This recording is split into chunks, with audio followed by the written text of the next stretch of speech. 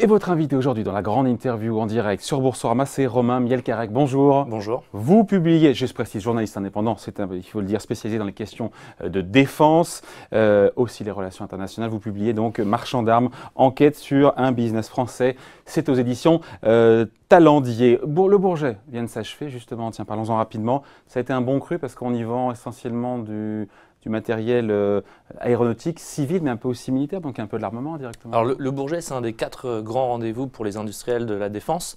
C'est celui qui est orienté donc aéronautique. La spécificité, c'est que là, il est mixte, civil et militaire. Alors, c'est toujours l'occasion de montrer tout ce qui se fait. C'est rarement là qu'on négocie les contrats et qu'on les signe.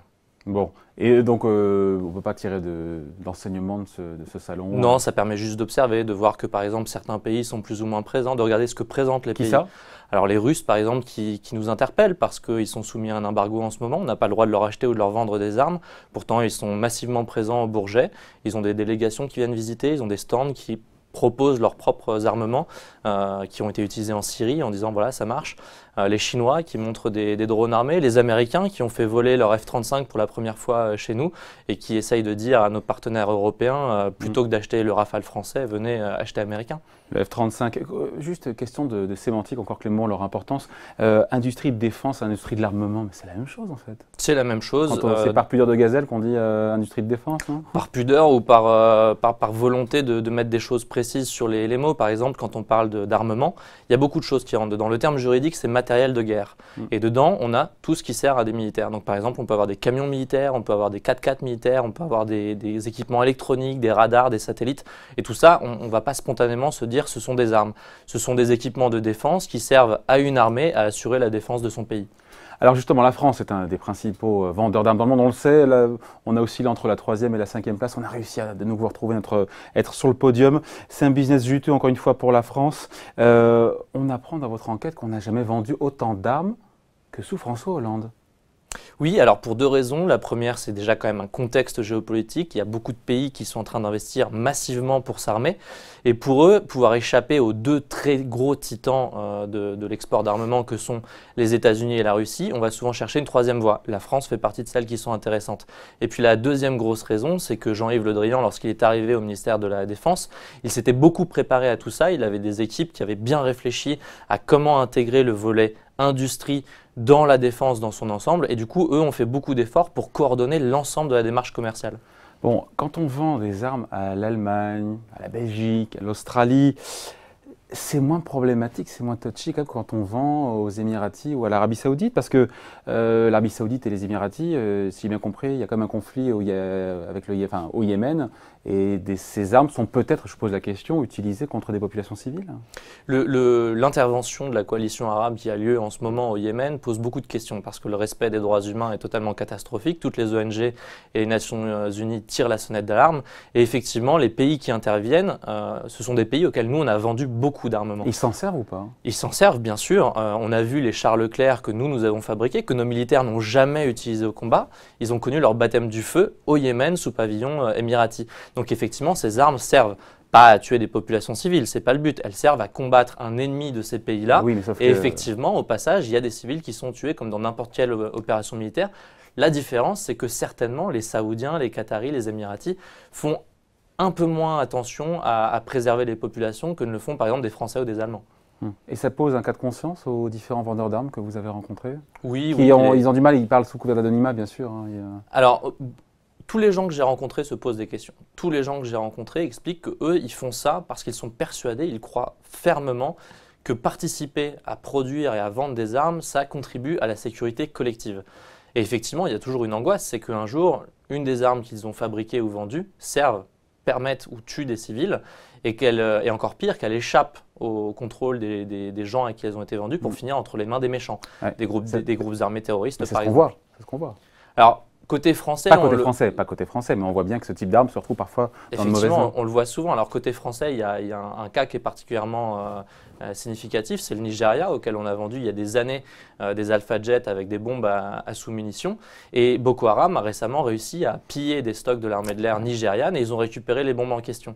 Ils les ont dépecées, ils ont récupéré les explosifs à l'intérieur et c'est avec ça qu'ils fabriquent les ceintures d'explosifs qui permettent d'envoyer des kamikazes sur les marchés.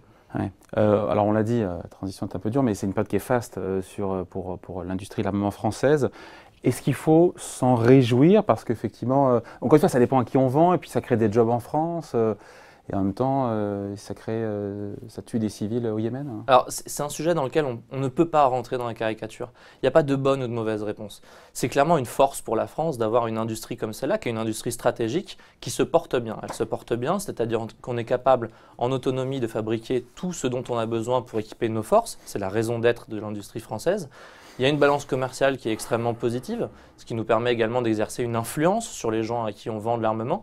Et puis enfin, ça crée de l'emploi. Ça emploie aujourd'hui en France 160 000 personnes. Et le ministère de la Défense espère grimper jusqu'à 200 000 personnes dans les années qui viennent. Ça voudrait dire que bientôt, en France, il y aura plus de gens qui conçoivent, fabriquent et vendent de l'armement que de l'automobile ou du médicament. Il y aura plus de gens qui bosseront dans le militaire que dans l'automobile et les médicaments. On ne le sait pas, pour le coup, c'est un truc qu'on apprend dans votre ouvrage. Les armes qui se vendent le mieux, je pose la question, c'est un peu, sans être naïf, mais voilà, c'est quoi? On sait tout faire en même temps en France. On est présent sur toute la ligne, comme on dit, D'après le ministère de la Défense, segment, en amont, en aval, on est partout. On est autonome sur 99% des équipements dont on a besoin. Donc il y a un petit pourcent, ça va être les drones de renseignement, ça va être certains équipements. Ça, ce sont américains pour le coup. Voilà, qui vont être américains. Parfois, on achète aussi à d'autres pays des petites choses. Mais la majorité des choses, on les produit et du coup, on les exporte.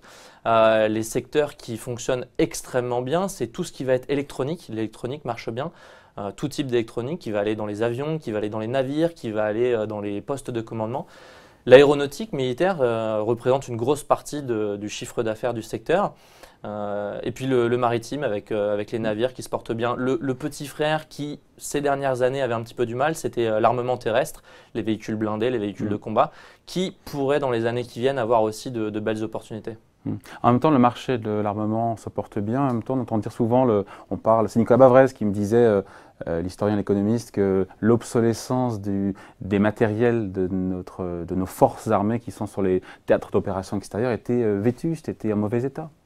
Alors non, il y a deux choses différentes. Il n'y a pas un paradoxe de se dire que c'est un business florissant et on a du mal à avoir des blindés qui soient… Enfin voilà, je ne suis pas un expert, mais voilà. Alors il y a deux choses différentes. Un programme d'armement moderne, un Rafale ou un porte-avions ou des choses comme ça, c'est un cycle de vie qui dure sur des dizaines et des dizaines d'années.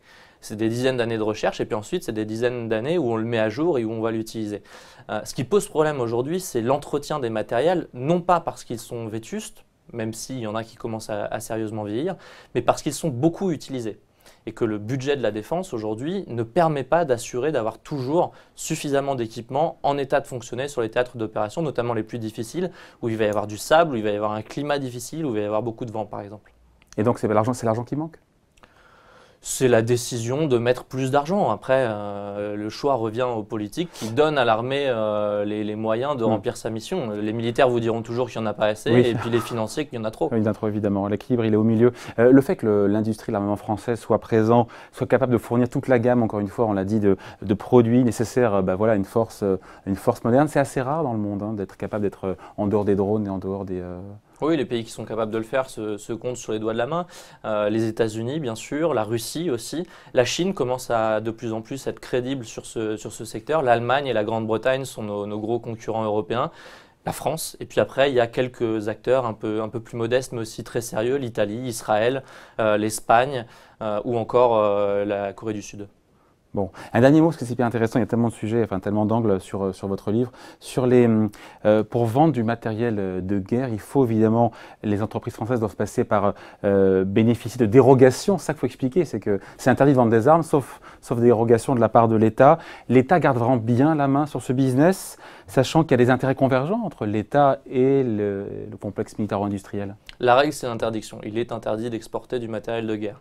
Donc à chaque fois, que ce soit pour aller prospecter sur un marché, que ce soit pour répondre à un appel d'offres, pour signer un contrat ou pour livrer l'armement, il faut une autorisation qui est donnée par l'État.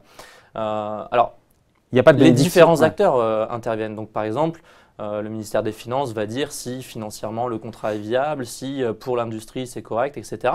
Le Quai d'Orsay, le ministère des Affaires étrangères, va lui dire attention, si on livre à ce pays-là, on n'est pas sûr que les armes ne finissent pas entre de mauvaises mains ou que ce soit mal interprété par tel pays. Quel est le final cut?